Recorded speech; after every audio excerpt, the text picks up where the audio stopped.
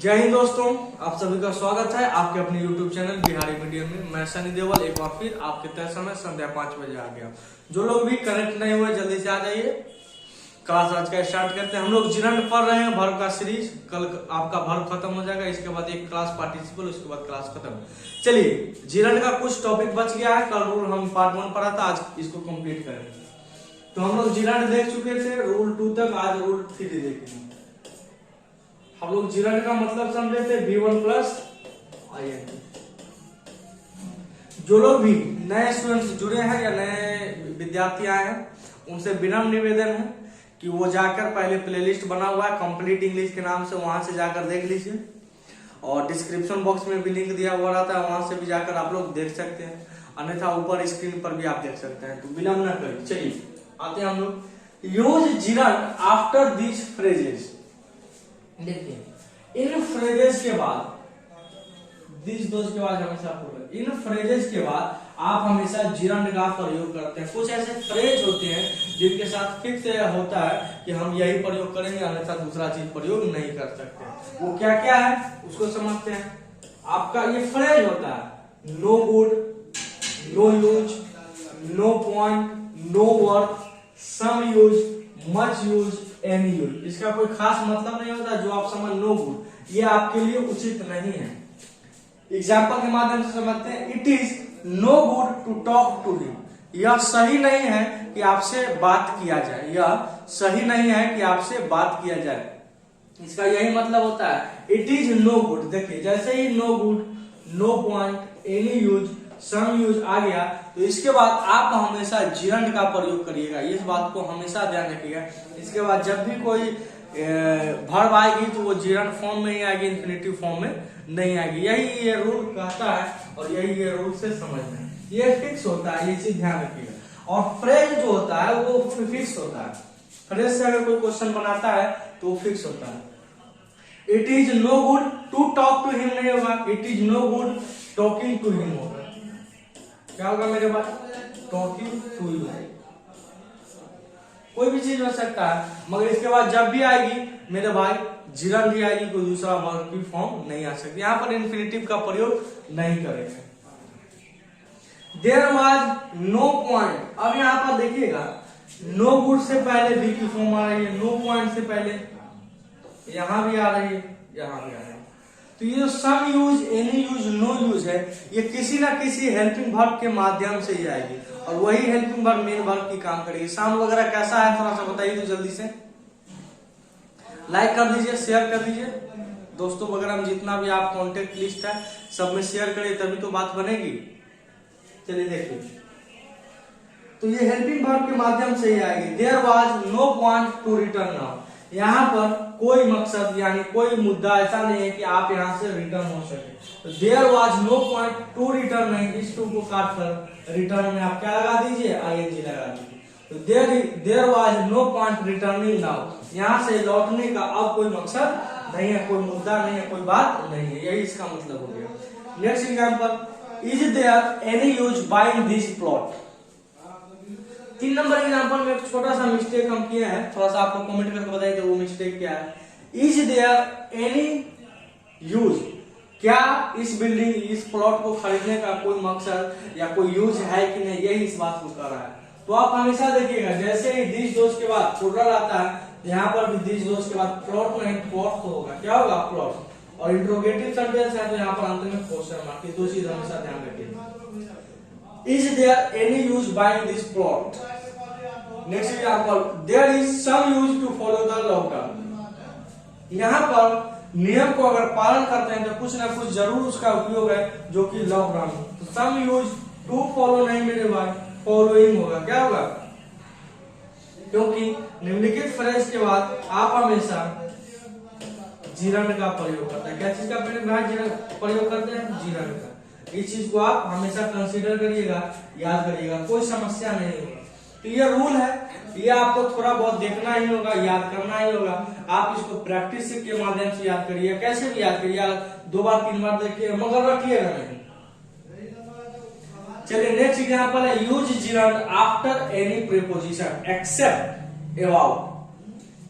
हम शुरुआत में ही जिरंड के शुरुआत में ही बता दिए हैं कि किसी भी प्रीपोजिशन के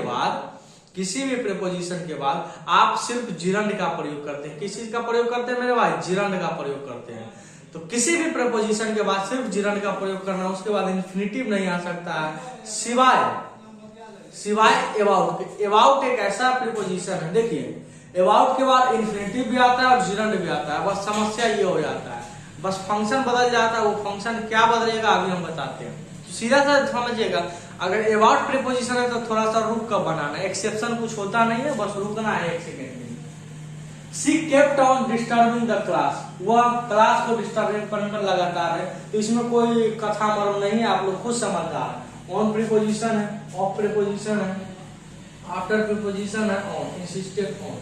तो ये इस रूल में कोई इससे एग्जाम्पल हम लोग कर चुके हैं। She kept on, वह जारी रखती है, डिस्टर्बिंग द क्लास, क्लास को डिस्टर्ब करने के लिए। तो ऑन अपने आप में प्रीपोजिशन है, तो इसके बाद जब भी आएगा जो वर्ब आएगा वो हमेशा जिरंड हो सकता है। उसके बाद आप इन्फिनिटिव का नहीं प्रयोग करते। She is hopeful of doing the management, वह आशा करती है कि वह मैनेजमेंट को डूइंग यानी कर लेगी। तो ऑफ अपने आप में प्रीपोजिशन है, तो इसके बाद आने वाला शब्द क्या होगा मेरे भाई? जिरंड होगा। इस चीज को आप ध्यान रखिएगा। आज का क्लास कैसा लग रहा है थोड़ा सा कमेंट करिए, शेयर करिए सभी को, क्योंकि व्यू वगैरह जा नहीं रहा है। कल से बिहार बोर्ड का मैट्रिक का एग्जाम हो रहा है, 10th का एग्जाम होने जा रहा है। तो सभी विद्यार्थियों को मेरी तरफ से हार्दिक बधाई कि जाइए एग्जाम में 4 डालिए। क्या करिए? 4 डालिए। Best wishes for all the students who are appearing the next exam and first exam of your life. आप अपने जीवन का प्रथम एग्जाम देने जा रहे हैं एट अ हायर लेवल, यानी कि इसके बाद एक जीवन का जो आपका चलन है वो बदल जाता है। 10th एग्जाम ऐसा एग्जाम होता है जो फर्स्ट एग्जाम माना जाता है किसी भी यंगर स्टूडेंट्स के लिए, और उसके बाद का तौर तरीका जीवन बदलने वाला है। तो उस टर्निंग पॉइंट यही है, आप उसमें क्या करना चाहते हैं आपके ऊपर है। तो कल से एकदम 4 डालिए। बिहार बोर्ड के स्टूडेंट्स के लिए मेरी तरफ से बहुत बधाई। अगर आप बढ़िया करिएगा तभी हमारे यहाँ आइएगा, तभी हम आपको बढ़िया दे सकते हैं। अगर आप अभी बोका नियत करके आइएगा तो हम कुछ नहीं कर सकते। तो चलिए जाइए, आज कुछ नहीं पढ़ना है, अब सिर्फ तैयारी करना है कि हम कल का एग्जाम कैसे देना है, कैसे बैठना है, ये सब होना चाहिए। गार्जियन प्रेशर न डाले विद्यार्थियों पर, ये भी हम एक चीज बोलना चाहेंगे। तहलका मशाली देना है मेरे दोस्त, समझ गए? हालांकि मैं 10th का नहीं पढ़ाता हूँ, मगर फिर भी स्टूडेंट्स है, बधाई देना तो उचित है। After returning my father has bought a villa, villa का मतलब होता है बंगला, कोई भी एक मिला। लौटने के बाद मेरे पिताजी ने एक विला खरीदा है। तो आफ्टर अपने आप में प्रीपोजिशन, और उसके बाद आने वाला जो भी वर्ब होगा वो जिरंड ही हो सकता है। क्या होगा? जिरंड होगा। समझ में आ गया? थोड़ा सा माइक टाइट है इसीलिए दिक्कत हो रहा है। सी इंसिस्टेड, यहाँ पर छूटा हुआ, she insisted on buying that jewellery. याद रखिएगा मेरे भाई, ज्वेलरी का ना ही सिंगुलर बना सकते और ना ही आप प्लूरल बना सकते। ज्वेलरी भी अपने आप में सिंगुलर होता है और अपने आप में ही प्लूरल होता है, और इससे नाम में बहुत सारा क्वेश्चन पूछता है ज्वेलरी करके, सिंगलरी करके। She insisted on buying that jewellery, वो ऑन अपने आप में प्रीपोजिशन है। अच्छा, कई विद्यार्थियों के मन में सवाल आएगा कि सर प्रीपोजिशन होता क्या है? तो preposition generally in, at, on, over, above, below, against, about, यही सब प्रीपोजिशन होता है। विथ, विदाउट, ये सब प्रीपोजिशन होता है। तो इन सभी प्रीपोजिशन के बाद जब कभी भी आपको वर्ब लिखना हो तो मेरे भाई उसके बाद वर्ब आने वाला जिरंड ही हो सकता है, इन्फिनिटिव नहीं होगा। चलिए नेक्स्ट रूल देखते हैं। Concept of about. अबाउट का क्या कॉन्सेप्ट है? चलिए देखिए, अबाउट के बाद इन्फिनिटिव कब आएगा? अबाउट के बाद इन्फिनिटिव कब आएगा? जब उससे पहले एक बी का फॉर्म दिया हुआ रहेगा। जैसे हमने बात की, सी इज अबाउट टू गो, क्या गो, देखिए सी इज अबाउट टू। इस अबाउट को अगर आप देखिएगा, इस अबाउट को अगर आप देखते हैं तो इस अबाउट से पहले एक बी का फॉर्म दिया हुआ है। क्या दिया हुआ है मेरे भाई? बी का फॉर्म। बी का फॉर्म कितना होता है? 8। Is, am, are, was, were, be, will और विल। ये 8 होता है, ये बात हमेशा याद रखिए। ये आठों हैव हैज बी का फॉर्म नहीं होता, वो अलग से फॉर्म होता है, इस बात को ध्यान रखिए। जिस भी स्टूडेंट्स को ये दिक्कत हो रही होगी कि सर हैव हैज इसमें क्यों नहीं है, तो हैव हैज बी का फॉर्म नहीं होता है। वर्ब का फर्स्ट या सेकंड क्लास देख लीजिए, बेसिक इंट्रोडक्शन उसमें पूरा हमने समझाया हुआ है, क्योंकि एक एक चीज वहीं से उत्पन्न हुआ है, तो उसको समझ लीजिए। अबाउट के बाद इन्फिनिटिव आप तभी प्रयोग कर सकते हैं जब वो उसके पहले बी का फॉर्म दिया हुआ हो, इस बात को ध्यान। अगर जनरली बी का फॉर्म नहीं दिया हुआ और तब अबाउट है तो वो जनरल प्रीपोजिशन होता है। अगर इससे पहले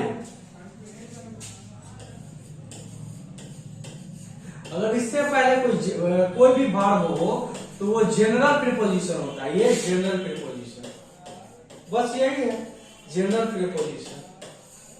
बस थोड़ा सा रुकना है, चेक करना है, एक्सेप्शन इसको नहीं मानना है। जैसे ही अबाउट का केस आएगा तो थोड़ा सा चेक कर लीजिएगा कि अबाउट से पहले बी का फॉर्म दिया हुआ है कि नहीं। अगर बी का फॉर्म दिया हुआ है तो उसके बाद हम इंफिनिटिव डालेंगे। अगर अबाउट से पहले बी का फॉर्म में कोई वर्ब दिया हुआ है तब वो जनरल प्रीपोजिशन होता है। जनरल प्रीपोजिशन के बाद आप क्या करिएगा, जनरल का प्रयोग करिएगा। ये चीज क्लियर हो गया होगा, समझ में आ गया होगा। इससे एग्जांपल बस ये होता है, I am about to go, मैं जाने वाला हूं। कोई लगचाइल काम होगा ना जो निकट भविष्य में होता है, जो तुरंत संभावित करने योग्य होता है, उसके लिए आप अबाउट टू का प्रयोग करते हैं। जैसे I am about to go live, मैं लाइव आने ही वाला हूं, मैं लाइव आने वाला हूं। ये तुरंत का बात करने वाला कि हाँ अब आप अगले क्षण ये करने जाते हैं। She is about to run the management, वह अब मैनेजमेंट को चलाने के लिए तत्पर है, यानी आप चलाने ही वाले हैं। इस चीज का मतलब ये होता है, अबाउट टू का मतलब यही होता है। क्लियर हो गया होगा डाउट, कोई कंफ्यूजन नहीं होगा। चलिए ये रूल थोड़ा सा गहराई से समझिएगा कि आखिर ये रूल का क्या है। यूज पोसेसिव एडजेक्टिव और एपॉस्ट्रोफी एस बिफोर जिरन, यानी जिरन से पहले या तो पोसेसिव एडजेक्टिव का प्रयोग करिए या जिरन का प्रयोग करिए। इस रूल को समझाने से पहले हम थोड़ा सा समझाना पसंद करेंगे कि आखिर पोसेसिव एडजेक्टिव होता क्या है। पोसेसिव एडजेक्टिव जब हम प्रोनाउन चैप्टर पढ़ेंगे उसमें पूरा गहराई से जानेंगे कि क्या होता है सब्जेक्ट, क्या होता है ऑब्जेक्ट, या टेंस में ही हम क्लियर करेंगे। टेंस जब पढ़ाएंगे तो उसमें हम पूरा चीज बता देंगे, उसके लिए निश्चित रहिए। पोसेसिव एडजेक्टिव आप याद रखिएगा, शुरू से बता देते हैं। Possessive adjective my, our, your, his, her, their, its. 2, 4, 6, 7, 8 होता है। क्या होता है मेरे भाई? 8। ये चीज हमेशा याद रखिएगा। तो जो पोसेसिव एडजेक्टिव होता है उसके बाद आप हमेशा जिरन का प्रयोग, क्यों? क्योंकि इसका मतलब समझिए। जैसे पोसेसिव एडजेक्टिव उसका आना, उसका आना, तो हिज कमिंग उसका पहनना, उसका खाना, उसका पढ़ना, तुम्हारा खेलना।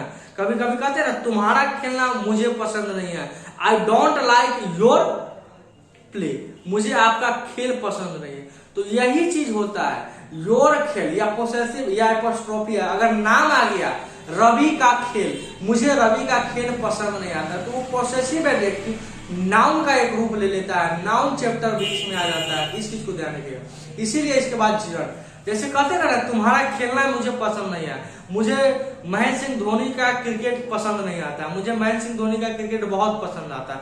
तो महेंद्र सिंह धोनी का जैसे ये काके की आता है उसी के लिए ये पोसेसिव एडजेक्टिव बना है। ये apostrophe S, apostrophe S person के लिए, नाउन के लिए बना है, और possessive adjective pronoun. Pronoun fix होता है, नाउन फिक्स नहीं होता है। तो वही बात हो गया, एपॉस्ट्रोफी एस ये जनरली नाउन के लिए आता है मेरे भाई, और पोसेसिव एडजेक्टिव ये जनरली प्रोनाउन के लिए आता है। और प्रोनाउन फिक्स है, वो उसको आप चेंज नहीं, जबकि नाउन कहने का मतलब कोई नाम वगैरह हो सकता है। My father doesn't like you coming late, मेरे पिताजी तुम्हारा लेट आना पसंद नहीं करते। अगर ये वाक्य लाइक पर ही खत्म हो जाता है। My father doesn't like you पर ही खत्म हो जाता है। कहां पर खत्म हो जाता है? यू। तब कोई दिक्कत नहीं है। मेरे पिताजी आपको लाइक नहीं करते हैं, तब यहाँ पर कोई दिक्कत नहीं है। मगर अब बात हो गई कि मेरे पिताजी आपका आना पसंद नहीं करते, तो यहाँ पर यू नहीं होना चाहिए। यहाँ पर इसका पॉसेसिव एडजेक्टिव लीजिए, योर कमिंग लेट। मेरे पिताजी आपका आना पसंद नहीं करते हैं, इस चीज को कह रहा है। Next example, I am sure of him marrying Sheetal. मैं श्योर हूं कि आपका विवाह शीतल के साथ होगा। तो यहां पर देखिए आपका विवाह, तो हिज मैरिंग, क्योंकि ये मैरिंग नाउन की तरह काम कर रहा है, और नाउन हो गया तो जिरंड हो गया। अगर एडजेक्टिव की तरह काम कर रहा तो ये पार्टिसिपल अमूमन कहलाता है। यहां तक कोई दिक्कत है तो बताइए कमेंट करके कि हाँ सर कोई समस्या आ रही है। चलिए नेक्स्ट एग्जांपल को देखते हैं। My mother heard the child crying. अब देखिए द चाइल्ड आ गया,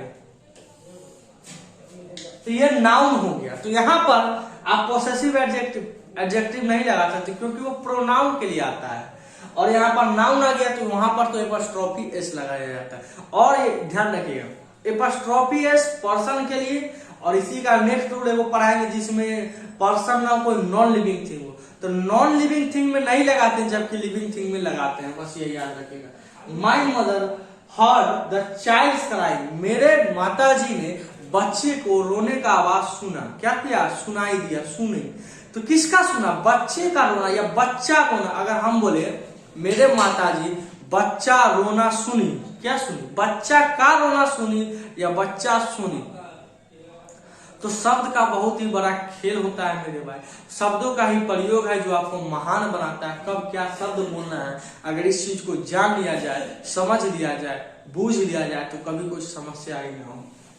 Ravi blessings, Ravi blessing healed his son. Ravi का आशीर्वाद ही उसके बेटे को हील कर सकता है, उसको उबार सकता है, उसको नर्म कर सकता है, उसको उस दर्द से उबार सकता है। तो रवि का ब्लेसिंग, तो रवि इज एपॉस्ट्रोफी एस, इस पर एपॉस्ट्रोफी। ये जो देखिए ये कॉमा के बाद जो एस लिखते हैं ना, इसी को बोलते हैं एपॉस्ट्रोफी एस। इसी को क्या बोलते हैं? Apostrophe S, apostrophe S. जो कॉमा के बाद एस लिखा, इसका मतलब होता है का। रवि का के किया था, रवि का ब्लेसिंग, रवि का आशीर्वाद, हील्ड हिज सन, उसको उसके बेटे से हील करते हैं। यहां पर देखिए सेम चीज बता चुके हैं। Don't use possessive adjective, don't use possessive adjective और apostrophe S being before gerund. यानी if sentence are in passive voice और the noun denotes lifeless thing. देखिए यह जो नाउन है वह लाइफलेस, यानी कहने का मतलब non living thing.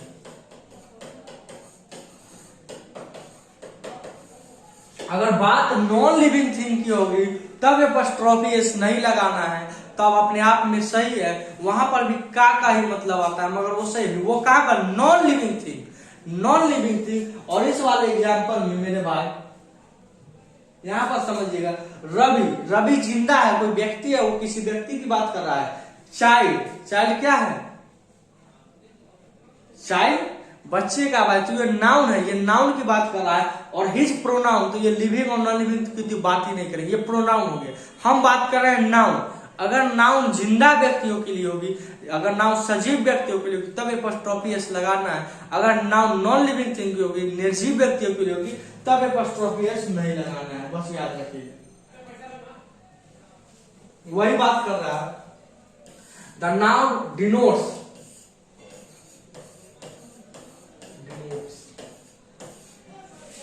NOT, denote, D tone लिखा गया है।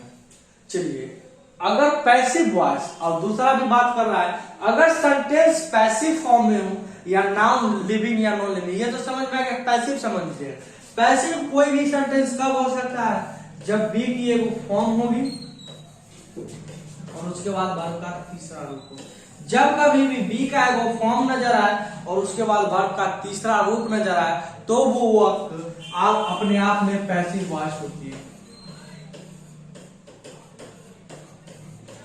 कोई भी सेंटेंस एक्टिव है कि पैसिव है उसको पहचानने का सिंपल सा ये तरीका है मेरे भाई कि उसमें चेक करिए उसमें बी का फॉर्म है कि नहीं है। अगर बी का फॉर्म टोटल 8 होता है, हम एक एक करके बताते हैं। Is, am, are, was, were, be, been, be, ये 8 को होता है बी का फॉर्म। अगर ये 8 के बाद वर्ब का तीसरा रुक रहा तो वो पैसिव वॉइस है, अन्यथा वो एक्टिव वॉइस है। तो आप हमेशा सेंटेंस को चेक करें कि वो पैसिव है, एक्टिव नहीं चेक करना है, पैसिव चेक करना है कि पैसिव है कि नहीं। अगर पैसिव नहीं हुआ तो वो एक्टिव ही होगा। अगर वाक्य पैसिव वॉइस में हो या नॉन लिविंग थिंग की बात करेंगे तो एपोस्ट्रोफी एस या पोसेसिव एडजेक्टिव का प्रयोग नहीं करना है। दो कंफ्यूजन बताया, एपोस्ट्रोफी एस और पोसेसिव एडजेक्टिव का उपयोग करना है कहां, जहां पर लिविंग थिंग की बात होगी, और नॉन लिविंग थिंग में आप एपोस्ट्रोफी एस का प्रयोग नहीं करते। कुछ एग्जाम्पल लिखा हुआ है, I was shocked eight India being defeated. देखिए यहाँ पर इंडिया के बाद क्या आ गया, बीइंग आ गया, तो ये पैसिव हो गया क्योंकि बी का फॉर्म है, बी का फॉर्म, और उसके बाद वर्ब का तीसरा रूप। अगर इंडिया बी में नहीं रहता, डिफीटेड रहता, तब कुछ हम प्लान कर सकते थे कि हाँ भाई यहाँ पर होगा या नहीं होगा, तो ये पैसिव फॉर्म है। अगर इंडिया इज डिफीटेड, अगर ये बीइंग नहीं रहता तब हमें एपोस्ट्रोफी एस लगा के कोई दिक्कत नहीं होता, मगर यहाँ पर बीइंग लगा दिया है, ये पैसिव वॉइस हो गया, बी का फॉर्म प्लस वर्ब का तीसरा रूप। मैं शॉक्ड हूं कि कैसे इंडिया को हराया गया है, कैसे इंडिया को हराया जा रहा है या हराया गया, यही मतलब हो गया। तो shocked eight India being defeated, तो इसमें कोई दिक्कत नहीं था, इसमें कोई दिक्कत नहीं है। सेंटेंस अपने आप में कंप्लीटली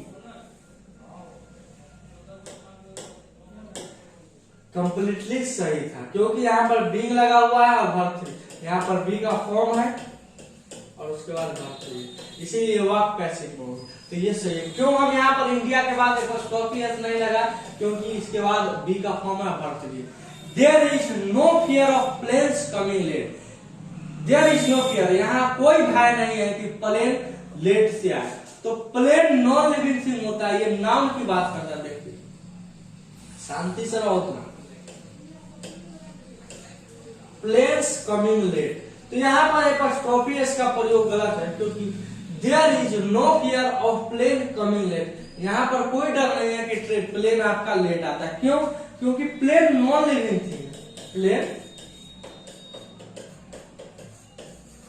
नॉन लिविंग थिंग, और नॉन लिविंग थिंग में एपोस्ट्रोफी एस का प्रयोग नहीं करते हैं। Do you approve of Sheetal's being punished. अब इस एग्जांपल से हम दोनों चीज समझा देते हैं, क्या की कंफ्यूजन है, कहां समझ लीजिएगा।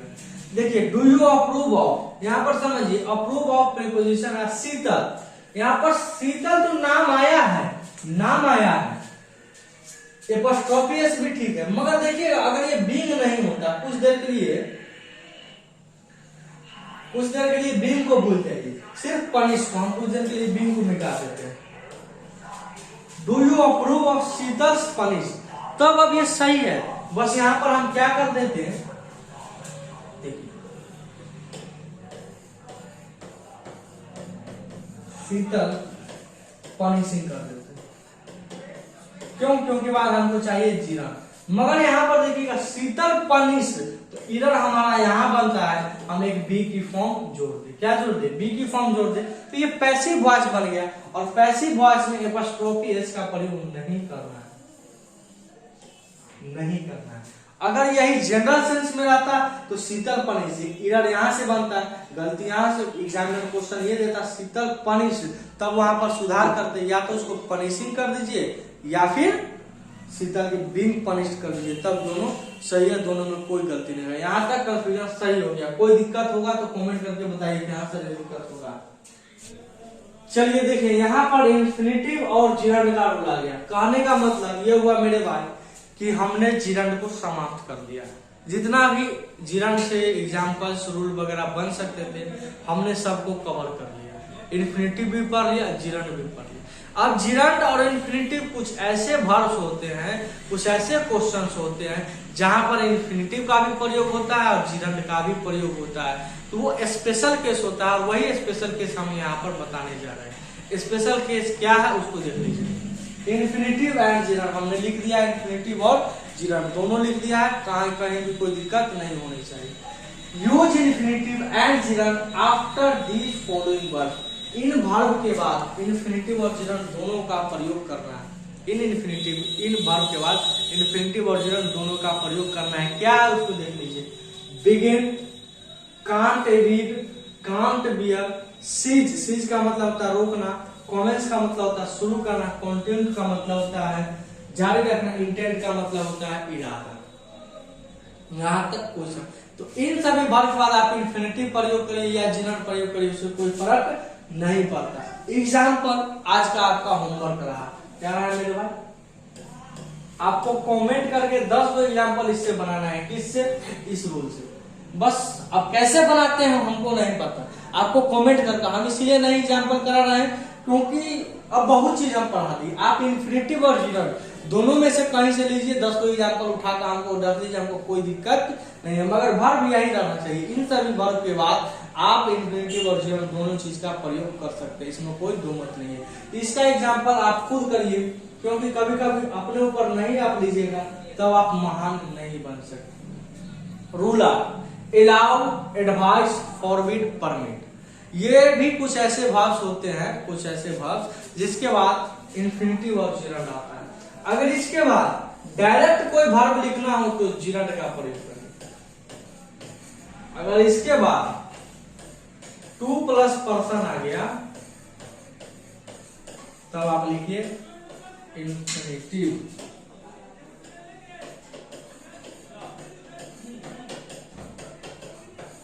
याद रखिएगा इन्फिनेटिव टू प्लस।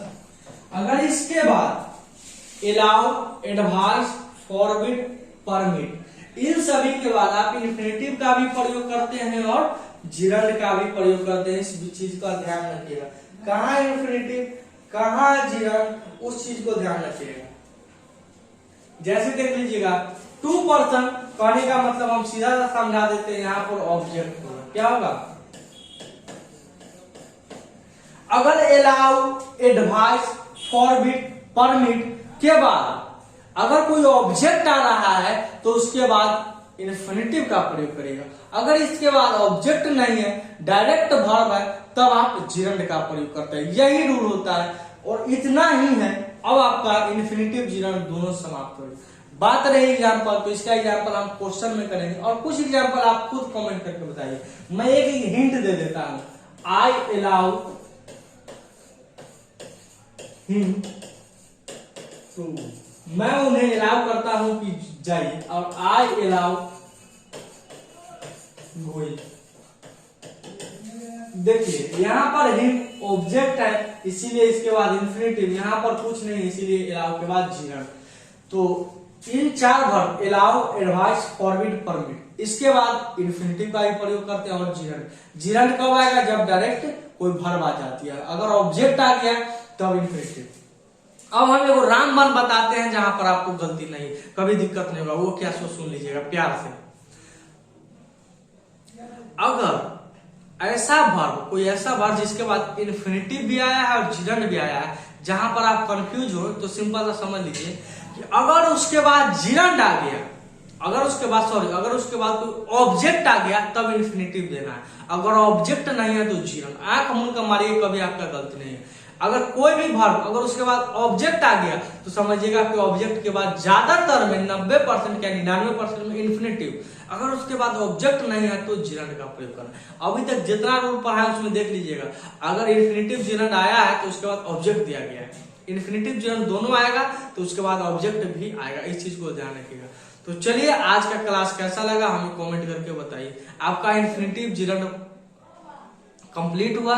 कल सिर्फ एक पार्टिसिपल छोटा सा क्लास करेंगे और वर्ब का समाप्त करेंगे। वर्ब आपका कल समाप्त होने जा रहा है। उसके बाद हम महामैराथन क्वेश्चन का एक दौर ला रहे हैं।